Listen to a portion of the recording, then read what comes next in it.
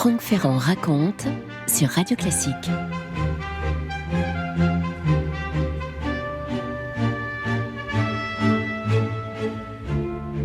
Des qualités que l'histoire peut sans doute reconnaître à la reine Marie de Médicis, la modestie n'est sûrement pas la principale. Et notamment quand elle commande, on est au début des années 1620, quand elle commande au peintre Pierre-Paul Rubens toute une série de tableaux à sa gloire. Cet ensemble de grands tableaux, vous le savez, se trouve aujourd'hui réunis dans une salle du musée du Louvre. On regrette d'ailleurs le somptueux décor qui avait été réalisé au XIXe siècle pour les mettre en valeur et qui, pour une raison qui m'a un peu échappé il y a une vingtaine d'années, a été remplacé par quelque chose de très moderne et de beaucoup moins joli. Bref, à l'époque, au début du XVIIe siècle, il s'agissait d'orner les salons du Palais du Luxembourg à Paris, voulu par la veuve d'Henri IV, et le grand maître flamand, avec tout son atelier, a reçu pour consigne de célébrer les étapes essentielles de la vie de Marie de Médicis. Il y a une vingtaine de très grandes toiles, un tantinet pompeuse. Rubens est pressé par le temps, il va déployer avec maestria tout son art de la composition, du dessin, des valeurs, des contrastes, tout son art aussi de la propagande. Ce qui fait que, lorsqu'on voit le résultat, on est aujourd'hui un petit peu désarçonné par des œuvres qui, c'est vrai, sont magnifiques, mais qui entrent en opposition avec ce que l'on sait de la souveraine. Sur les tableaux, Marie apparaît sous les traits d'une épouse ardemment désirée par Henri IV. Sous les traits d'une régence capable d'assurer la félicité du royaume. Oui, d'une mère bienveillante au moment où elle passe le flambeau du pouvoir au jeune Louis XIII. Ça, c'est une autre histoire. Bref, à peu près tout le contraire de ce que l'on croit pouvoir dire de ce personnage par ailleurs tellement controversé. Franck Ferrand sur Radio Classique. Rubens, dans son œuvre, a beau jeu d'en appeler aux dieux antiques et de montrer un Henri IV attendri devant sa future femme pour éclipser subtilement toutes les motivations qui ont conduit en 1600 à cette alliance matrimoniale, des motivations qui n'étaient pas toujours très avouables, disons-le. Le roi de France aurait préféré un sang plus bleu, c'est certain, seulement ses conseillers l'ont convaincu. Ils ont en tout cas, eux, été convaincus par la dot très confortable qu'apportait la jeune Marie. Elle avait 27 ans, ce qui n'était pas si jeune pour l'époque. Elle avait tout de même 20 ans de moins que le roi. Henriette d'Entragues, la remuante maîtresse royale, rappellera volontiers les motivations réelles de cette alliance quand elle surnommera Marie de Médicis la grosse banquière, vous savez, et elle n'est pas la seule à avoir utilisé cette appellation. En réalité, les origines de la nouvelle reine de France ne sont pas si modestes qu'on pourrait le croire. Son père quand même est grand-duc de Toscane, sa mère est une Habsbourg, fille de l'empereur Ferdinand Ier. Marie d'ailleurs a grandi dans toute l'opulence du palais Pitti, ce somptueux palais florentin. Elle a reçu une éducation princière, ce qui ne veut pas dire pour autant que les malheurs l'aient épargnée, puisqu'après la mort de sa mère, elle a dû supporter la maîtresse de son père, qui était une simple bourgeoise. Et ça, pour la fière Marie, ça a été vraiment quelque chose de très dur. C'est peut-être l'origine de ce tempérament dédaigneux dont elle n'arrivera plus par la suite à se départir. À vrai dire, le choix de Marie par Henri IV va rassurer pas mal de monde. Tous ceux qui avaient craint que le roi n'épouse sa concubine et mère de plusieurs de ses enfants naturels, Gabrielle d'Estrées, ou celle qui lui avait succédé, Henriette d'Entragues donc, tous ces gens-là préfèrent le voir s'engager dans une voie plus présentable, plus diplomatiquement utile, avec une véritable princesse. Ceux qui attendaient une affirmation des orientations religieuses du roi, qui, ne l'oublions pas, a longtemps été le chef du parti protestant, tous ces gens-là se félicitent de le voir épouser cette princesse très catholique, qui va donc devenir reine de France. Je cite toujours avec le même plaisir Michel Carmona. Marie de Médicis va désormais affronter les tâches que le grand-duc, l'Espagne et le pape réunis lui assignent. Faire des enfants à Henri IV, le roi 2 fois renégat, afin d'assurer la consolidation du parti catholique en France et d'amarrer définitivement le royaume sur le plan international à la cause de l'Église apostolique et romaine. Voilà la mission confiée à Marie de Médicis. Mission immense pour cette princesse réputée nonchalante et qui pourtant, à sa façon, va supporter tout cela avec l'endurance dont elle est capable. Disons les choses, ce n'est pas pour Henri IV un mariage de tout repos. C'est même assez tumultueux parce que la jeune femme qui arrive de Florence n'est pas tout à fait ce qu'on aurait pu imaginer. Avec sa chevelure dorée, son port altier, ses formes déjà bien généreuses telles qu'on les aime à l'époque, me direz-vous, elle est distante, elle est hautaine et elle est très altière, cette jeune femme. Et elle se raidit encore plus quand elle découvre tout ce qui va l'opposer à son époux, qui lui, vous savez, Henri IV, c'est cet homme familier, plein d'humour, qui n'hésite pas à se mettre à genoux pour jouer avec ses enfants, etc. Mais aussi ce qui va l'opposer, disons-le, à son pays d'accueil, les coutumes, le climat, la langue française, tout ça, ça l'ennuie, Marie. N'oubliez pas qu'elle arrive du Palais Pitti de Florence, sans doute l'endroit le plus raffiné de toute l'Europe, et la voilà dans cette forteresse du Louvre, qui à l'époque n'est pas du tout le Louvre que nous connaissons, qui est quelque chose d'assez lugubre, pas bien entretenu, ça la révulse. Et puis, il y a cette favorite, là, Henriette d'Entragues, qui ne se contente pas de se moquer d'elle derrière son dos, puisque Henri IV l'a conservée comme maîtresse, de façon très active. Et cependant, il n'y a qu'une reine. Et ça, Marie va le faire comprendre. Elle a ce caractère bien trempé qui va l'aider à imposer sa marque. Et si vous prenez par exemple l'installation au Louvre, eh bien, Marie sait tout de suite marquer son territoire. Je cite Françoise Kermina. Les 5 pièces qu'elle occupe au premier étage sont bientôt remplies d'objets précieux, parfois excentriques, des lampes d'albâtre, des coupes de jaspe, des miroirs de Venise cerclés d'or et des bougeoirs de vermeil.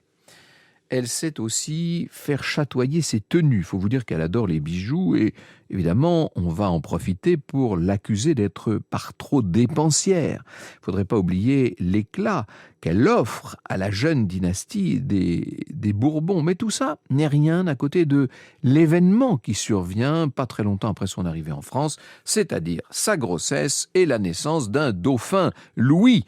Louis qui n'est que le premier des 6 enfants qu'elle va donner à Henri IV au cours d'une décennie. Et tout ça au milieu des disputes. On dit qu'il arrive assez fréquemment qu'au Louvre, la vaisselle vole bas. Elle ne supporte pas les infidélités du roi, qu'est-ce que vous voulez ? Est-ce que pour autant, la nouvelle reine s'entend si mal avec le vieux roi ? Françoise Kermina, qui ne nie pas le caractère orageux de ces relations, nuance les choses. Ils formèrent, en dépit de tout, un couple heureux, dit-elle, partageant notamment leur nuit, leur amour de la bonne chair, leur émotion renouvelée de devenir parents. Henri IV semble même accorder à Marie une relative crédibilité, puisque au mois de mai 1610, alors qu'il s'apprête à partir en guerre contre les Habsbourg, il entend lui confier les clés du royaume, et à cette occasion, il va même lui offrir un sacre grandiose. Vous savez que dans la tradition française, les reines de France, normalement, ne sont pas sacrées. Eh bien, on va sacrer Marie de Médicis à Saint-Denis, et c'est d'ailleurs dans le tumulte des préparatifs pour la joyeuse entrée qui va succéder à ce sacre qu'aura lieu l'assassinat d'Henri IV. Dès le lendemain, le 14 mai, ça c'est un séisme. À l'époque, le dauphin n'a même pas 9 ans. La dépouille du roi est à peine étendue au Louvre, qu'on scrute bien sûr les faits et gestes de Marie, la nouvelle reine sacrée.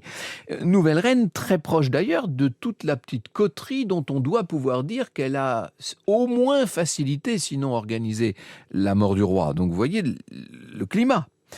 Est-ce que Marie est une veuve joyeuse ?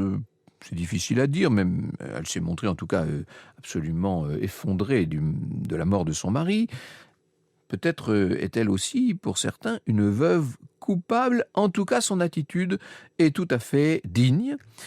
Quant à l'imaginer protégeant les conjurés, voire même participant au complot, non là, il faudrait des preuves que nous n'avons pas. Mais c'est vrai qu'elle est au centre d'une petite coterie qui évidemment n'a pas été favorable à Henri IV. Comme le souligne Simone Berthière, l'obstination de la reine à jeter un voile de silence sur l'assassinat du roi n'est pas forcément un aveu de culpabilité.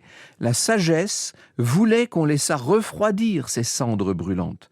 Sa qualité de veuve du bon roi Henri le Grand lui confère une autorité accrue, renforce ce pouvoir dont l'accès lui est soudain ouvert et pour lequel elle va se découvrir une irrépressible passion. Et ça, c'est la grande surprise de cette année 1610 avec la mort d'Henri IV, c'est que Marie de Médicis aime régner et même elle a un vrai goût pour le pouvoir. À partir de ce moment-là, sur la scène politique, on va l'observer, bien entendu. On va l'observer avec beaucoup de critique et même beaucoup de sévérité et, disons-le pour pas mal d'observateurs, avec du mépris. D'abord, il faut constater qu'elle parvient à s'imposer en quelques heures à la tête de l'État. Les grands du royaume, qui sont avides, remuants, sont pris de court et Marie va imposer une nouvelle image. Celle qu'on prenait pour une princesse gâtée, nonchalante, devient une souveraine assidue et sérieuse. C'est important de le souligner. Et face aux manipulations des princes qui sont là pour la défier, elle va maintenir un semblant de concorde. Elle distribue des écus par milliers, quitte à siphonner les caisses du royaume au passage. En cela, elle est fidèle à son mode de fonctionnement. L'argent comme remède à tous les tracas. D'ailleurs, en 1612, elle achète l'hôtel du duc de Luxembourg pour faire bâtir à la place un palais extraordinaire et raffiné. Ça c'est le beau côté d'un mécénat prodigieux qui parfois s'est un peu dissipé dans des dépenses somptuaires. Malgré tout, certains aspects de cette prodigalité agacent non seulement la cour, mais la bourgeoisie parisienne et au-delà, d'une façon générale, le royaume. On sait que cette reine, en plus, est irrésolue, qu'elle a de plus en plus tendance à confier les rênes à un couple de favoris italiens, les fameux Concini, qui vont amasser sur son dos et sur ceux du royaume une fortune colossale. Tout ça nourrit des jalousies. Et Marie devrait se méfier un peu plus de tous les dangers qui la guettent. Pour le moment, s'inspirant peut-être du modèle d'une autre Médicis, Catherine, qui l'avait devancée d'une génération et demie, elle travaille à la stabilité du royaume et ça se traduit notamment par le maintien au pouvoir d'un certain nombre de proches d'Henri IV, par des liens qu'elle va tisser avec des princes protestants, elle, la très catholique, mais oui. C'est un projet qu'elle soutient avec beaucoup de caractère. En 1612, 2 mariages historiques sont annoncés. Celui du jeune Louis XIII avec l'infante d'Espagne, donc là on est avec Anne d'Autriche, l'alliance catholique absolue. Et le mariage de la princesse Élisabeth, la sœur du roi de France, avec le futur souverain espagnol. Bon, l'axe Madrid, enfin Tolède ou Madrid comme vous voudrez, Paris, est tout à fait assuré. C'est un rapprochement avec les Habsbourg, et ça suscite bien sûr beaucoup d'opposition. Vient l'an 1614, les 13 ans du roi Louis XIII. Pourquoi est-ce que j'insiste là-dessus? Parce que c'était l'âge de la majorité pour les rois de France. Louis XIII est maintenant majeur, et à ce moment-là, les mariages espagnols, l'ascension des Concini, conjugués à l'avidité des princes, tout ça pousse le pays tout près de la guerre civile. Et après une réunion des États généraux, Marie se maintient à la tête du Conseil avec un bilan qu'on doit pouvoir qualifier de mitigé. Je cite Michel Carmona de nouveau. La reine n'a eu qu'une obsession, maintenir la paix. Elle a en gros réussi à tenir son pari contre les grands, contre les protestants, contre ceux qui auraient voulu la voir entraîner la France dans une politique plus active à l'extérieur. Le prix qu'elle a dû payer est élevé, qu'il s'agisse de l'épuisement du trésor de la Bastille et de la ruine des finances de l'État, qu'il s'agisse de l'effacement croissant de la France sur la scène européenne. Et les mois passent et l'accaparement du pouvoir attise les mécontentements de tous ceux qui s'en voient privés. Puis surtout, il y a ce favori, là, ce Concini, ce maréchal d'Ancre, comme il a pris le titre, qui est devenu un peu le grand marionnettiste dont les fils deviennent vraiment très visibles. Un personnage clé a été minimisé dans toute cette affaire. Il est en train de pointer le bout de son nez pour l'instant. On ne fait pas très attention à lui, mais on a tort. C'est le tout jeune roi, c'est le jeune Louis XIII. Louis XIII en a assez d'être un peu mis en marge et d'être regardé de haut par le gros Concini. Une des grandes erreurs politiques de Marie, c'est de négliger ce fils qu'elle a sous-estimé. Louis devrait être formé à son métier de roi. Seulement, sa mère est le favori, et on pourrait ajouter Léonora Galigagne, l'épouse du favori. Tout ce petit monde-là n'est pas prêt à lui transmettre le pouvoir. Ce manque de formation ne veut pas dire que pour autant l'adolescent n'apprenne pas l'art essentiel des souverains, l'art de la dissimulation. Et d'ailleurs, le voilà qui s'entoure de fidèles. Il y a notamment le fringant Charles d'Albert de Luynes, avec lequel il prépare la fin de la régence aux dépens de sa mère. Vous connaissez l'histoire. Le 24 avril 1617, les dés sont lancés sur la table du pouvoir. Marie, ça va sans dire, n'a pas les bons chiffres à ce jeu de dés et Concini va être tué par surprise avec l'assentiment passif du roi Louis XIII qui va dire depuis sa fenêtre, vous savez, sur la cour centrale du Louvre, « À cette heure, je suis roi ». Simone Berthier parle de matricide détourné. C'est vrai que Louis XIII agit en fils blessé qui va exiler sa mère au château de Blois, en compagnie d'un jeune politique qu'elle avait promu et qui n'est autre que Richelieu. Et dans ce château historique où elle est assignée à résidence, elle met le plus de brillant possible à un quotidien d'exilés, avec des spectacles, avec le fleurissement des jardins, avec l'accumulation d'objets d'art. Mais la vérité, c'est qu'elle n'accepte pas ce statut de mère rejetée. Alors, elle va tisser des liens avec les barons rebelles et un matin de l'hiver 1619, elle ose la chose la plus inouïe qu'on puisse imaginer, en pleine nuit. Voilà que Marie, qui est quadragénaire et qui est en train de devenir un peu obèse, il faut bien le dire, Marie va réussir à se faire la belle. Elle fuit le château de Blois, elle descend quand même attachée à des draps sur la façade. Faut voir comment ça se passe. Ça va être le début de toute une série de conflits et de réconciliations bancales entre la reine-mère et Louis XIII. Ces guerres de la mère et du fils vont durer jusqu'en 1620 et après ça, le roi qui culpabilise de la mauvaise entente qu'il a lui-même contribué d'instaurer va lui permettre à sa mère de retrouver une place à la cour puis au conseil. Quant à Richelieu, vous savez à quel point il va briller. Louis XIII, depuis la mort de Luynes, on est à la fin de 1621, est en quête de quelqu'un sur lequel il puisse se reposer. Et il a compris quelle est l'extraordinaire, la puissante intelligence de Richelieu, bien sûr. Et ça va être le début d'un duo extraordinaire à la tête du pouvoir en France. Dans un premier temps, cette concordance de vues va faire plaisir à la reine-mère, sauf que la reine-mère ne comprend pas qu'un jour, elle sera littéralement trahie par Richelieu, qui va profiter de la journée des dupes en novembre 1630 pour mettre définitivement fin à sa puissance. Voici ce que racontait Arnaud Tessier dans Historia. « Je suis sûr que vous parliez de moi », s'écrie Richelieu quand il arrive chez la reine-mère en train de dézinguer, vous m'excuserez l'expression, en train de dénigrer le travail du cardinal. La reine nie, le cardinal insiste, nous dit Arnaud Tessier, puis elle s'écrie, la poitrine gonflée, la voix haletante, « Eh bien oui, nous parlions de vous, comme du plus ingrat, comme du plus méchant des hommes !» Louis XIII tremble comme une feuille devant la colère de sa mère. Il va finalement se retirer à Versailles sans donner d'arbitrage. La reine-mère déjà est en train de fanfaronner. Elle a tort puisque le soir même, ça va être non seulement le maintien de Richelieu dans ses fonctions, mais la chute de tous ceux qui soutenaient Marie de Médicis. Franck Ferrand sur Radio Classique. Et la reine-mère va être poussée cette fois à quitter la France.